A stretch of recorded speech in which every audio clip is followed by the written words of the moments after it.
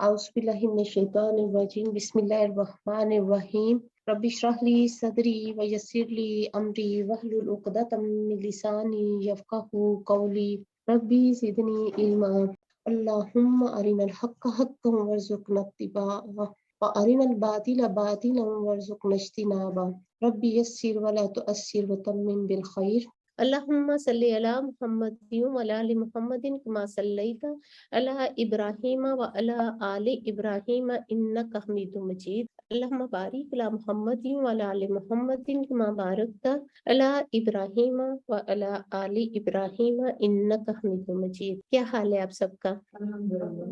اللهم إني أسألك علما نافعا ورزقا طيبا وعملا متقبلا. اے اللہ میں تجھ سے نفع مند علم اور پاکیزہ رزق اور قبول کیے جانے والے عمل کا سوال کرتی ہوں. تو اس دعا میں ہم نے پڑھا علم نافع. علم نافع کون سا علم ہوتا ہے؟ جو انسان کی عقل، شعور، دل، دماغ ہر چیز کو روشن کر دے، اسے حقیقت کے بارے میں آگاہ کرے اور جس پر انسان عمل بھی کرے اور جس سے پھر انسان کو فائدہ بھی پہنچے. رزقاً طیباً، کون سا رزق ہوتا ہے؟ پاک رزق. وہ رزق جو پاک، صاف ہو، خوشگوار ہو، مزیدار ہو، دیکھنے میں بھی اچھا ہو اور کھانے میں بھی اچھا ہو، جس کے اثرات بھی اچھے ہوں، جس کو کھا کر انسان قوت بھی حاصل کرے اور جس کا ذریعہ آمدن بھی حلال ہو. یعنی جو حلال طریقے سے حاصل کیا گیا ہو اور وہ اپنی ذات میں بھی حلال ہو. تو عمل متقبلہ کون سا عمل ہوتا ہے؟ جو قبول ہو چکا ہو. متقبل کے لفظی معنی ہے جو قبول کر لیا گیا ہو، یعنی جس کا قبول ہونا یقینی ہو. اللہ تعالی ہمیں ایسی عمل کرنے کی توفیق عطا کرے جو واقعی قبول ہو جائے. ہر عمل کا دار و مدار دیکھیے نیت پر ہے. تو ہم بھی اپنی نیتوں کا جائزہ لیتے ہیں کہ کس ارادے سے ہم یہاں آئے ہیں، ہم کیا چاہتے ہیں، ہم قرآن کیوں پڑھ رہے ہیں، ہمارے دل جو ہے کیا اللہ کی طرف متوجہ ہیں. اچھی نیت کا کیا معنی ہے؟ اچھی نیت کا معنی ہے اللہ کی طرف متوجہ ہونا. لوگوں کے بارے میں نہیں سوچنا کہ لوگ کیا کہیں گے، لوگوں کی نظر میں کیسی لگ رہی ہوں، یا پھر یہ کہنا کہ لوگ مجھے پسند کرتے ہیں یا نہیں. تو نیت کا جائزہ کیسے لیا جائے گا؟ آپ خود ہی سوچ لیجئے، آپ اپنی نگاہ میں کیا ہے، کیا محسوس کر رہے ہیں کہ میرا رب مجھے دیکھ رہا ہے اور مجھے امید ہے کہ فرشتوں کی مجلس میں میرا ذکر ہو رہا ہے. کیونکہ ہم نے کیا پڑھا تھا، جہاں بھی قرآن کی محفل ہو، اللہ کا ذکر ہو، وہاں پر فرشتے ہوتے ہیں.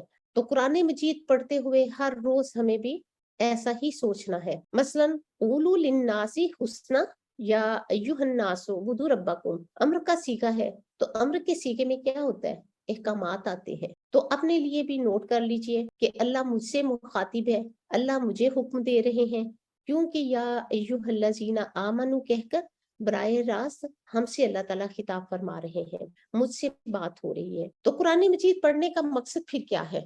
اس کو پڑھ کر کیا حاصل کرنا چاہتے ہیں؟ آپ اپنی بخشش کروانا چاہتے ہیں، تو اس کے لیے پھر کیا کرنا ہے؟ دعائیں بھی کرنی ہے، تڑپنا بھی ہے، رونا بھی ہے. لوگوں کو نہیں دیکھنا، صرف اللہ کی ذات کو دیکھنا ہے کہ اللہ بس تو مجھے بخش دے. ہماری نجات اور کامیابی اسی میں ہے کہ اللہ سبحانہ تعالیٰ ہم سب کو بخش دے. اس کے علاوہ ہر پارے میں آنے والے اسماء الحسنہ کو نوٹ کر لیجئے گا. سبحان اللہ والحمد للہ ولا الہ الا اللہ واللہ اکبر. رسول پاک صلی اللہ علیہ وسلم نے ان کلمات کے بارے میں فرمایا، میں ان کلمات کو ادا کروں، سبحان اللہ والحمد للہ ولا الہ الا اللہ واللہ اکبر، مجھے ان تمام چیزوں سے زیادہ پیارے ہیں جن پر سورج طلوع ہوتا ہے. مسلم کی یہ روایت ہے.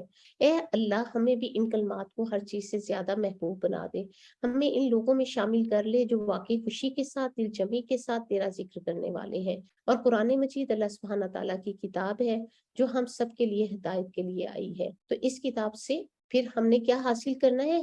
ہدایت حاصل کرنی ہے. وہ کیسے ملے گی ہدایت؟ ہمیں غور و فکر کر کے. قرآن مجید میں غور و فکر کرنا کچھ مشکل نہیں ہے، کیونکہ اللہ سبحانہ تعالیٰ نے اس کو انسانوں کی ہدایت کے لیے آسان بنا دیا ہے. کیونکہ اللہ سبحانہ تعالیٰ خود سورہ القمر آیت نمبر 40 میں فرماتے ہیں وَلَقَدْ يَسَّرْنَا الْقُرْآنَ لِلذِّكْرِ، ہم نے قرآن کو نصیحت کے لیے آسان کر دیا. ان ھذا القرآن یہدی للتی ہی اقوم، سورہ الاسراء آیت نمبر 9 میں، بے شک یہ قرآن راہ دکھاتا ہے جو سب سے زیادہ درست ہے. یعنی اس کتاب کو پڑھنے کے بعد، اس کو سمجھنے کے بعد کیا ملتا ہے ہمیں؟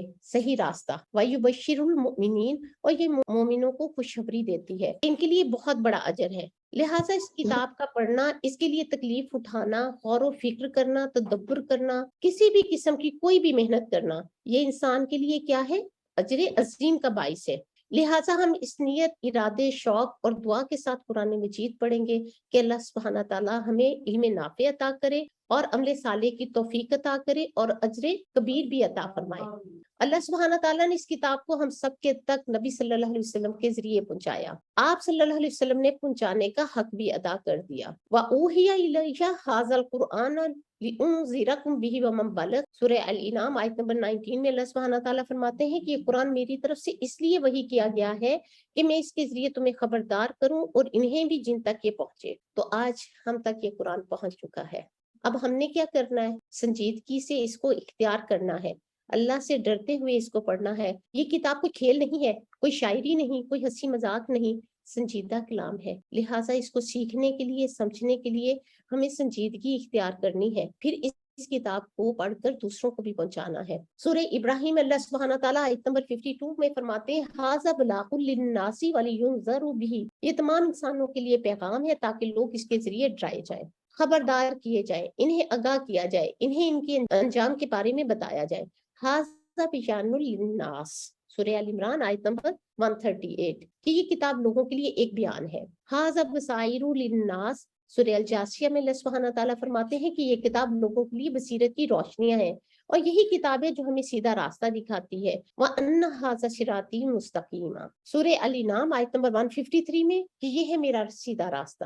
جو لوگ اس پر ایمان لائیں گے، اپنی زندگی کو اس کتاب کے مطابق ڈھال لیں گے، ان کے بارے میں قرآن بھی گواہی دیتا ہے کہ وہ ان کے لیے ہدایت اور شفا کا ذریعہ ہے۔ تو آج سے آپ نے کیا کرنا ہے؟ اس کتاب کے مطابق اپنی زندگیوں کو ڈھال لینا ہے۔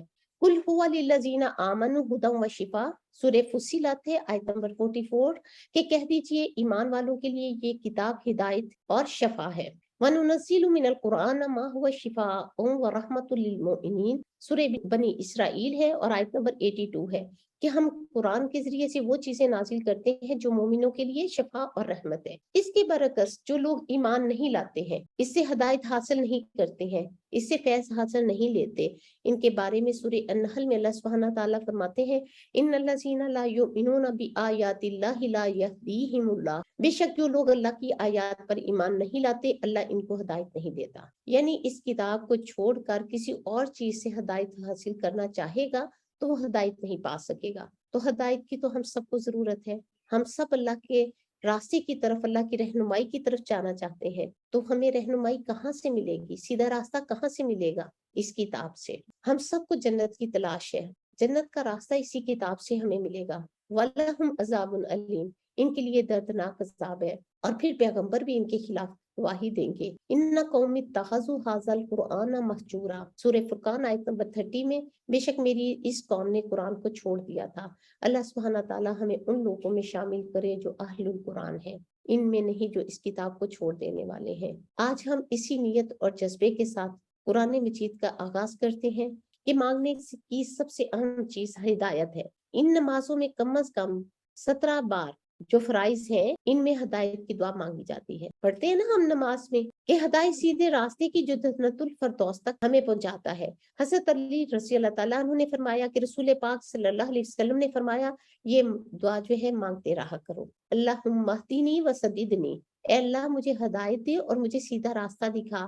انسان کسی کو بھی کبھی بھی بد دعا نہ دے، جتنا بھی کوئی ستائے، کیا کہنا چاہیے؟ اللہ اس کو ہدایت دے، اس کے لیے خیر کی دعا کرے، ہمیں نیک لوگوں کے راستے پر چلا جن پر تیرا انعام ہوا۔ انعام کن پر ہوا؟ انبیاء پر، صدیقین پر، شہداء پر، صالحین پر۔ جیسے وہ تیرے لیے خالص تھے، ہمیں بھی اپنے لیے ایسا ہی خالص کر لے۔ نیکی کے کاموں کی توفیق عطا فرمائے اللہ تعالیٰ ہم سب کو۔ ان لوگوں سے بچا جن پر تیرا غضب نازل ہوا، جنہیں اللہ نے علم تو دیا لیکن انہوں نے اس پر عمل نہ کیا۔ ان کا راستہ بھی نہیں چاہیے جو سیدھے راستے سے بھٹک گئے، بلکہ ان کا راستہ چاہیے جو اللہ کے راستے پر چلتے ہیں۔ پارہ نمبر 1 میں یاد رکھنے والی باتیں، جب انسان اللہ اور رسول کی نافرمانی کرتا ہے تو اللہ تعالیٰ اس کو بعض اوقات ایسے فتنوں میں مبتلا کر دیتا ہے جس سے وہ کسی ایسی چیز کی محبت میں مبتلا ہو جاتا ہے جو اس کے لیے وبال جان بن جاتی ہے۔ دوسری بات ہم نے کیا پڑھی تھی؟ خیر سے ہمیشہ خیر ہی نکلتی ہے، شر نہیں نکلتا۔ تو ہمیشہ خیر کے راستوں کو چنیے، کبھی بھی مایوس نہ ہو، فوری نتیجہ نہ نکلے تب بھی خیر پر ہی رہنا ہے۔ پھر ہے کہ ہمیں ہدایت کی دعا مانگتے رہنا چاہیے، کیونکہ سب سے زیادہ نفع مند دعا ہدایت کی دعا ہے۔ حضرت یعقوب علیہ السلام نے اپنی اولاد سے عہد لیا تھا، تو ہمیں بھی اپنی اولاد سے عہد لینا ہے کہ ہمارے بعد وہ کس دین پر رہیں گے، کس کی عبادت کریں گے۔ آدم علیہ السلام نے کوئی گناہ نہیں کیا تھا، بس ایک لقمہ لے لیا تھا، نافرمانی کی تھی، اللہ کی بات نہیں مانی تھی، جس کی وجہ سے جنت کا لباس اتروا لیا گیا۔ تو ہمیں بھی اس بات سوچنی چاہیے کہ چھوٹا گناہ کوئی چھوٹا گناہ نہیں ہوتا، معمولی بات نہیں ہوتی، تو اس سے حقیر مت سمجھیے۔ کثرت سے دعائیں مانگنی ہے۔ اللہ تعالیٰ ہمیں اخلاص اور قبولیت سے نوازے۔ ابراہیم علیہ السلام نے بھی اخلاص کے ساتھ کام کا آغاز کیا تھا اور عمل کی قبولیت کی دعا مانگی تھی، ہم نے بھی ایسے ہی کرنا ہے۔ پھر ہم نے پتھروں کی بات پڑھی کہ پتھر اپنے اندر پانی جمع کرتے رہتے ہیں، یکا یک پھٹتے ہیں تو ان کے اندر سے خیر نکلتی ہے۔ یہی حال انسانوں کا ہے۔ دیکھیے، بظاہر لگتا ہے کہ سخت پتھر ہے، ان میں سے کوئی خیر نہیں ملے گی، تو اس بات سے ہم نے کیا سیکھا کہ انسان کو کبھی بھی مایوس نہیں ہونا چاہیے۔ پھر ہم نے پڑھا پہلے پارے میں، انسان کو دوسروں کے اعمال پر بھروسہ نہیں کرنا چاہیے، اس کو اپنی خود فکر ہونی چاہیے، اپنے لیے خود نیک عمل کرنے چاہیے۔ علم آنے کے بعد خواہش نفس کی پیروی نہیں کرنی ہے، علم کی پیروی کرنی ہے۔ جو بھی کام کرے اچھی نیت کے ساتھ شروع کرے۔ دیکھیے، عمل کا پھل بھی اچھا ہوتا ہے، جیسا بیج ڈالیں گے ویسا ہی پھل نکلے گا۔ تو قرآن مجید پڑھنے کے لیے ہماری نیت بھی اچھی ہونی چاہیے، ایک وقت میں کئی نیتیں کی جا سکتی ہیں۔ اچھا، پھر سوال یہ پیدا ہوتا ہے کہ قرآن پڑھتے ہوئے ہماری نیت کیا ہونی چاہیے؟ اللہ سبحانہ تعالیٰ کی رضا، نیکیوں میں اضافہ کرنے کے لیے، دل کو آباد کرنے کی نیت سے قرآن کی مثال بارش کی طرح دی گئی ہے۔ اس بات کو آپ نے یاد رکھنا ہے۔ دلوں کے اطمینان کے لیے کیا کرنا ہے؟ الذین آمنوا وتطمئن قلوبہم بذکر اللہ، الا بذکر اللہ تطمئن القلوب، سورہ رات کی آیت نمبر 28۔ اللہ سبحانہ تعالیٰ فرماتے ہیں جو لوگ ایمان لائے ان کے دل اللہ کے ذکر سے اطمینان حاصل کرتے ہیں۔ تو یاد رکھیے، اللہ کے ذکر سے ہی دلوں کو تسلی حاصل ہوتی ہے۔ تو دلوں کی شفا کے لیے، ہدایت کے لیے کیا کرنا ہے؟ ذکر کرنا ہے اللہ کا۔ اللہ سبحانہ تعالیٰ سورہ یونس آیت نمبر 57 میں فرماتے ہیں، یا ایھا الناس قد جاءتکم موعظۃ من ربکم وشفاء لما فی الصدور وہدی ورحمۃ للمؤمنین۔ اے لوگو، تمہارے پاس تمہارے رب کی طرف سے ایک چیز آئی ہے جو نصیحت ہے، دلوں میں جو روگ ہے ان کے لیے شفا ہے اور رہنمائی کرنے والی ہے، اور رحمت ہے ایمان والوں کے لیے۔ پھر اپنے ایمان میں اضافے کے لیے بھی دعائیں کرنی ہے۔ سورہ انفال آیت نمبر 2 میں اللہ سبحانہ تعالیٰ فرماتے ہیں، انما المؤمنون الذین اذا ذکر اللہ وجلت قلوبہم واذا تلیت علیہم آیاتہ زادتہم ایمانا وعلی ربہم یتوکلون۔ پس ایمان والے تو ایسے ہوتے ہیں کہ جب اللہ کا ذکر آتا ہے تو ان کے قلوب ڈر جاتے ہیں، جب اللہ کی آیتیں ان کو پڑھ کر سنائی جاتی ہیں تو وہ آیتیں ان کے ایمان کو اور زیادہ کر دیتی ہیں اور وہ لوگ اپنے رب پر توکل کرتے ہیں۔ تو دعائیں جو ہے عبادت کی غرض سے بھی کرنی چاہیے۔ جہنم سے نجات پانے کے لیے کیا کرنا ہے ہمیں؟ رسول پاک صلی اللہ علیہ وسلم نے فرمایا، اگر قرآن کو کسی چمڑے میں لپیٹ کر آگ میں ڈال دیا جائے تو آگ اسے نہیں کھائے گی۔ گویا جس دل میں قرآن ہوگا وہ اس آگ سے محفوظ رہے گا۔ پھر ہم نے پڑھا کہ قیامت کے دن سفارش کی امید سے، پھر زندگی کو بدلنے اور بہتر راستے پر چلنے کی غرض سے، دنیا اور آخرت کے فائدے کے لیے، جنت الفردوس کے حصول کے لیے کیا کرنا ہے؟ ہمیں قرآن پڑھنا ہے، اس کی تلاوت کرنی ہے، اس پر غور و فکر کرنا ہے، صحیح مخارج کے ساتھ پڑھنا ہے اور پڑھانا بھی ہے۔ ابن قیم کہتے ہیں کسی بھی بندے کے لیے قرآن کی قرات، اس میں لمبا غور و فکر کرنے اور کہ قرآن کی آیات کے معنی پر مرکوز کرنے سے بڑھ کر اس کی زندگی اور آخرت میں اس سے زیادہ فائدہ مند اور اس کی نجات کے لیے اس سے زیادہ بہتر کچھ ہو ہی نہیں سکتا۔